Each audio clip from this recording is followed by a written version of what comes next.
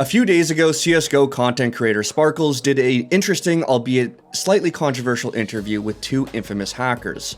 In it, they explain how they do it, the types of cheats becoming available nowadays, and what their plans are to keep the party going in Counter-Strike 2. But amidst all that, they shed some light on what I think is the most important question of all. Why do cheaters cheat?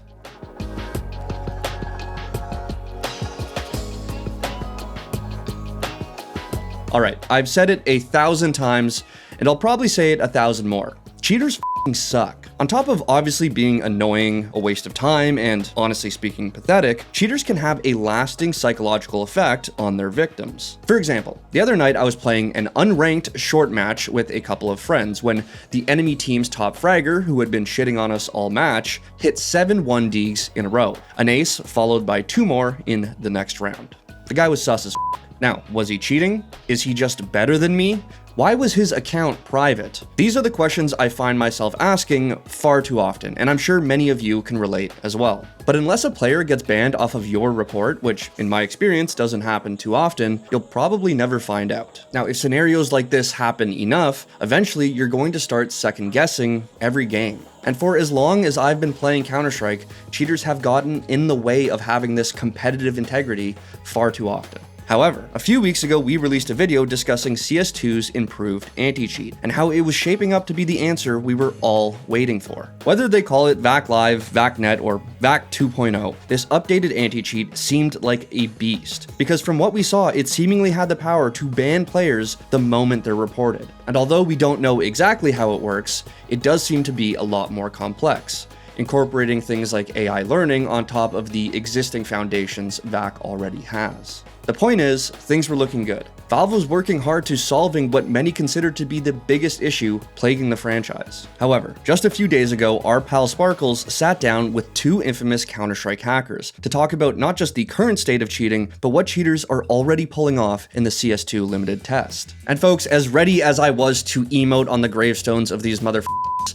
Sparkles unraveled the sobering truth that we aren't in the clear just yet. In fact, the war on cheaters might have just started. To start off, the two hackers, Wonder and Bones, spoke about the current state of cheating in Counter-Strike Go, and honestly, it was pretty surprising. I was not aware of the different types of cheats that are currently available. I mean, I remember the glory days of speed hackers back in 1.6, but these days there are a lot more options than just walls and aimbot. One of the most surprising cheats that I didn't know still existed was anti-aim. It alters the position of your hitbox so that it's slightly skewed from your player model, so that when players aim at your head, they actually miss. Now, one of the hackers does explain that anti-aim used to be a lot more broken, but Valve actually did something to fix it during Operation Riptide. It's this cat and mouse game between hackers and Valve that is at the heart of the current issue. In the interview, it's explained that every time Valve fixes something or discovers a new cheating software, it exposes something else, which results in new cheats hitting the market. The question is, what about Counter-Strike 2? Surely the future is brighter than what we've already been through, right? Well, unfortunately, it seems to be the same old story. Although it was just an offline build of Dust 2, Bones was able to show off what hackers have been cooking up already. If you go on GitHub right now, there's free cheats. If you go on YouTube right now, there's free cheats. Cheats are going to be a lot more advanced when they come out. I have some new features here. For example, Box ESP is only working on enemies right now. It even works with like health ESP and stuff, you know? And that's pretty simple, you know? We made it in like about 1 week. Now, why is this scary? Well, once upon a time, finding cheats in CSGO actually wasn't that easy.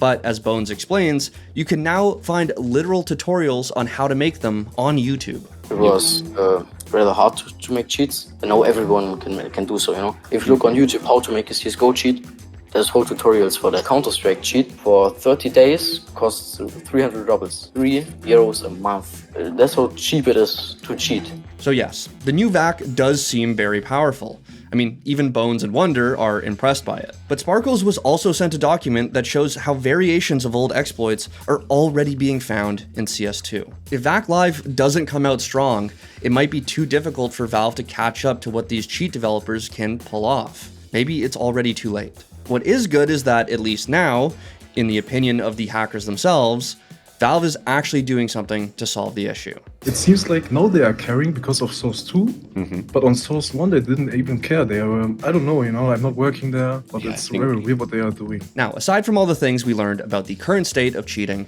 was a little nugget of insight into what I find more interesting.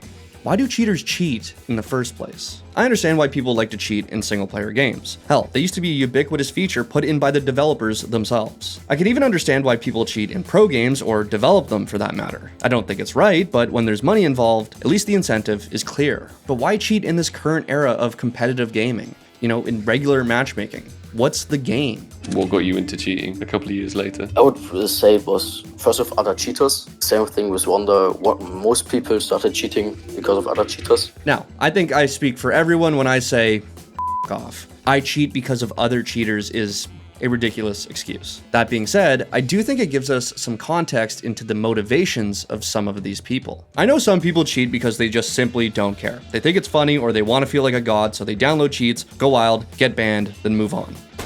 Okay, he doesn't give a f anymore, dude. But for many of these serial cheaters out there, I don't think it's that simple. Now, I'm no psychologist here, but I don't think it's crazy to link cheating in video games to issues relating to emotional intelligence. I mean, in the interview, Bones highlights the 3 tiers of cheating and the terminology that the community uses: legit, semi-rage, and rage. It's very curious that they call it rage, but it kind of makes sense. You're getting shit on, you get frustrated, so you turn on all of your hacks and go crazy, usually to get a reaction. Sure, you were always cheating, but now you can't even control yourself to hide it. Suddenly the guy who had your number all game can't even get a shot in. Now he's the one raging. Now you finally get to win. Sounds a lot like a lack of maturity to me. Finding out the motivations for why people cheat will always be interesting. And judging from the comments on Sparkle's video, I'm sure you guys have opinions of your own. But the real takeaway from this interview is that the issue itself is not going away anytime soon. In the meantime, all Valve can really do is fix the holes in the game, reverse engineer the cheats they do find, and develop back until it does both for them. And all we can do is hope to God it actually works. Thanks for watching. If you want more content like this, hit the sub button and ring the notification bell. For unique bite-sized videos you won't find anywhere else, hit us up on our Twitter, Instagram, Facebook, and TikTok.